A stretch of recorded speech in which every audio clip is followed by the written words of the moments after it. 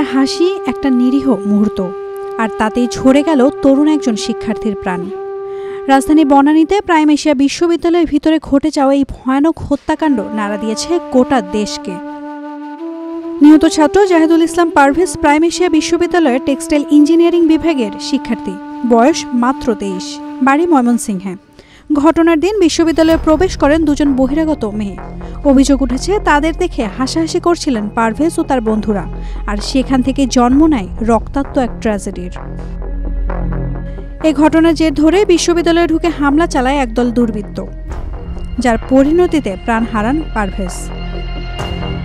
CCTV ফুটেজে দেখা যায় হঠাৎ করেই একদল দুর্বৃত্ত অতর্কিত এসে হামলা চালায়। এই অতর্কিত হামলায় নিহত হন পারভেজ।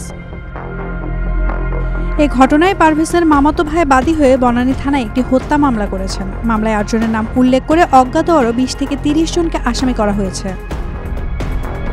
এবার বিষয়টি নিয়ে মুখ খুলেছেন ঢাকায় সিনেমার অভিনেতা ওমর সানি। তিনি এই ঘটনায় জড়িতদের প্রকাশ্যে শাস্তি দাবি করেছেন রাষ্ট্রের কাছে। এক ফেসবুক স্ট্যাটাসে অভিনেতা লিখেছেন, মেয়ে দেখে কেউ হাসলো আর কেউ কাঁদলো, এতে করে একটা প্রাণ চলে যাবে।